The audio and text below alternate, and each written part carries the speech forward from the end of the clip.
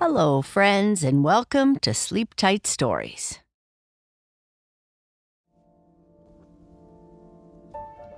Today, we're excited to share the final chapter of The Rat King, which will be airing on Sleep Tight Stories. But we want to remind you that this is not the end. Susan and Tucker's story will continue to unfold on the Rat King podcast.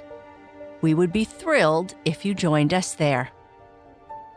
In case you are just joining us in this chapter, The Rat King is an exciting continuation of the Cat City story, an adventure we produced previously on Sleep Tight Stories. In The Rat King, the story picks up where Cat City left off, with Susan showing signs of magic outside the city and the rats plotting more conflict. If you like this story and want to listen to the rest, talk to your parents and follow The Rat King on Apple Podcasts, Spotify, or wherever you listen to podcasts.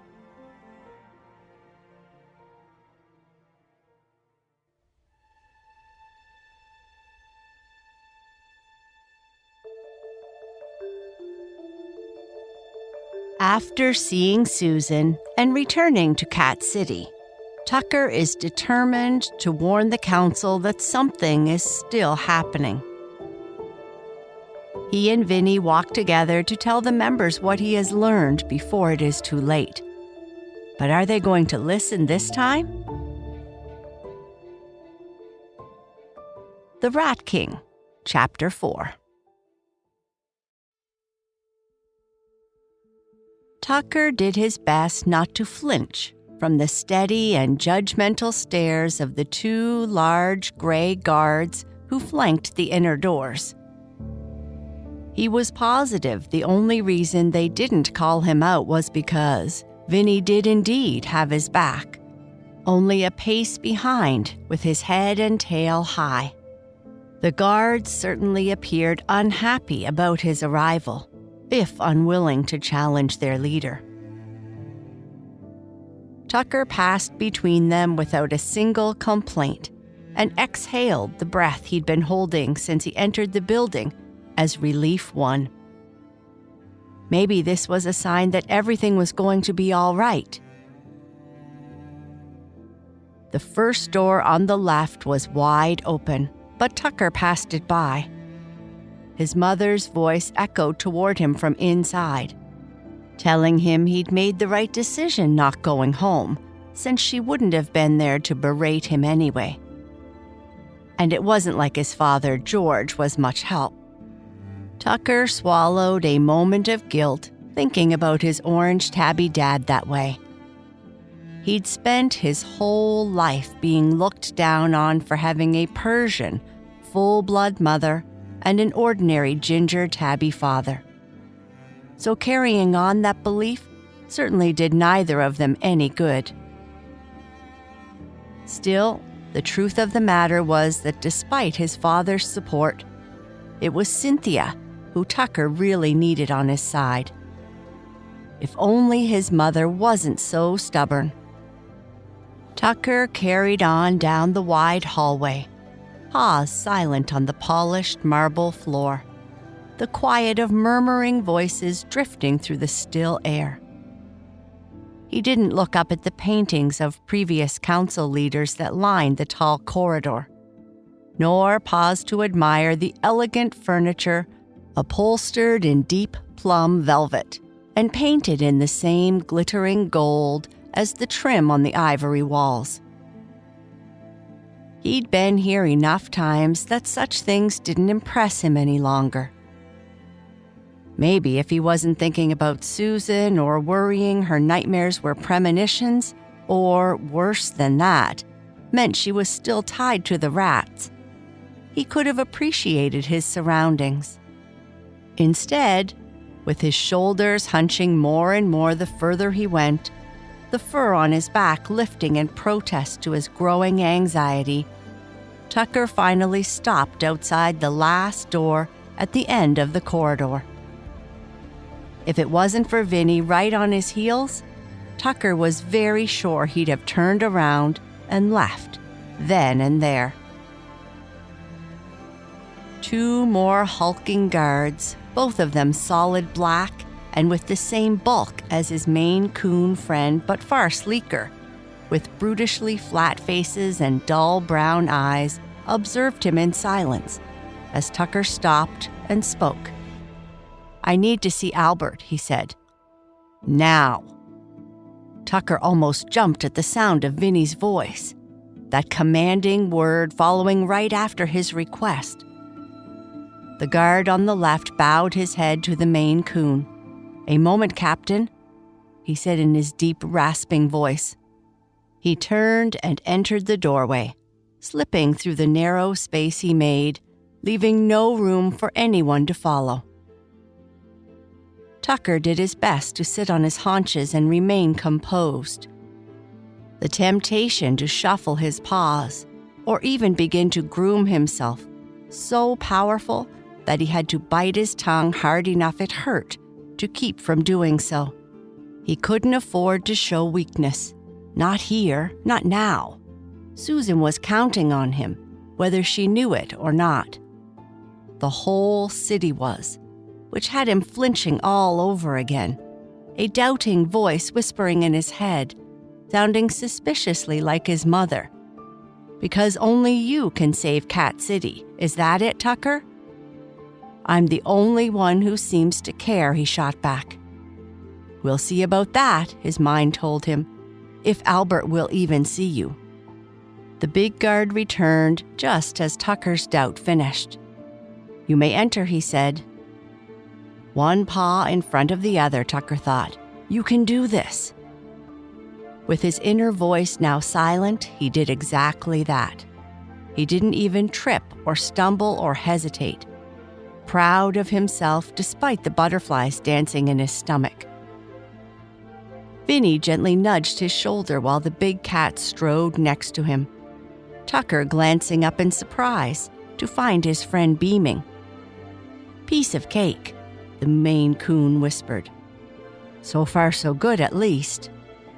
Again, hope rose to smother fear, and Tucker drew another deep breath. Would Albert finally listen? The leader of Cat City's council sat on the surface of the large wooden desk that filled the far end of the room. Artificial light that served as their daylight shone in through the beautiful stained glass window behind him. The scene depicting humans and cats in daily harmony, casting rainbow glimmers over the plush cream carpet that covered most of the marble floor. Tucker always felt so small in this office. The towering wooden bookshelves, filled with heavy leather tomes of knowledge and history forbidden to all but the leaders of the city, a constant curiosity to him. There had been a time he'd thought about clerking for the council, serving as an assistant or aide to one of the councilors, if only to gain access to the books here. But the Gates lore was far stronger, and now that he knew what he knew, he was glad he'd chosen that path instead of one of study and service here in the office. Such a hero, that awful internal voice whispered to him. "Tucker?" Albert blinked slowly, his large yellow eyes unreadable, pupils narrow slits as he basked in the light, an open book before him. Both front paws rested on the page he studied, flattened ears over his broad skull making him appear more unhappy than he was, thanks to his Scottish fold breeding. At least, usually. Right now, his thick orange tail that matched the rest of his heavy body trailed over the edge of the desk, twitching at the tip. That was the only sign that the council's leader wasn't happy to see them, but it was more than enough to make Tucker nervous all over again. "Vinnie, what can I do for you?" He had to know. This wasn't the first time they'd had this conversation. And though there had been a time only a short week ago that the leader of Cat City spoke kindly and gratefully of Tucker's contributions to the safety of their home, it hadn't taken long for him or the rest of the council to back away from their newfound kindness and return to their frustrating refusal to admit anything was wrong. It hurt Tucker. He wasn't ashamed to admit it. He thought he'd earned their trust, only to end up back here, fighting to be heard yet again, despite everything. Tucker's words caught in his throat, and for a moment, he almost gave up then and there. "Susan's magic isn't dormant," Vinnie said for him, "and she's having dreams that are far from it, Albert." Tucker inhaled sharply as his friend did for him what the butterscotch tabby couldn't. She's still connected to the magic of the city, even in the house above. More importantly, she's still in tune with the rats. Albert squinted, eyes now narrow and pupils widening to darken his gaze. "You have proof?" "As much as we had the last time the rats attacked," Vinnie said, again before Tucker could speak. Tucker almost choked on his friend's cold and flat tone, an anxious laugh bubbling in the back of his throat. "You remember that, right? How Tucker warned you, how Susan did, but you didn't listen until it was almost too late? The time that Tucker and Susan saved our city from those same rats no one believed were real?" Vinnie hesitated, his words stopping just for a moment. Tucker glanced over, seeing the big cat's face twist in surprise, before he exhaled and went on with another massive headshake.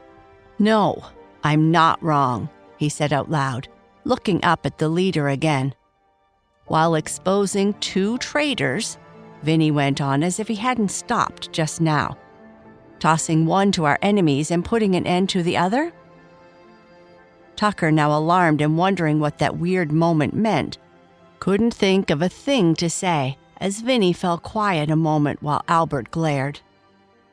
This time, however, it was clear the Maine Coon had stopped on purpose. "It was such a long time ago," the big cat sighed, shaking his head. "A whole week." His sarcasm cut as deeply as his claws could have. I know, a lifetime." His gold eyes sparked as his tone shifted to dull accusation. "Maybe you've forgotten," Tucker snickered. He couldn't help himself. Vinnie had this way of disarming others with wit and words that no one else could get away with.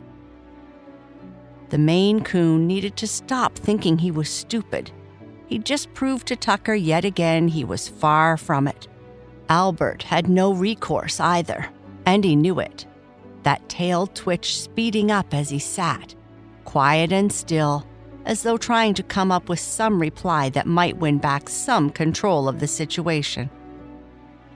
Finally, he sighed, his tail falling still as the council leader bowed his head. "Tell me," he said then in a weary voice that sounded defeated. No, more than that. Strained, as if it took great effort to ask. What was going on? Still, the leader was paying attention, asking questions. Tucker's heart lifted. At last! Except, as he opened his mouth to speak, to tell the leader everything, the door behind them opened and a familiar white Persian entered, her amber eyes snapping fire. "We've heard enough," Cynthia snapped before her son could say a word. "And I'm personally done with this foolishness. Albert, it's time we sever our ties to the family above." Tucker gaped at his mother as she nodded curtly. "As of this moment, it is my request to the council that Tucker be removed from the house and the influence of that girl." She almost spit those words. "And be released from his position as gatekeeper."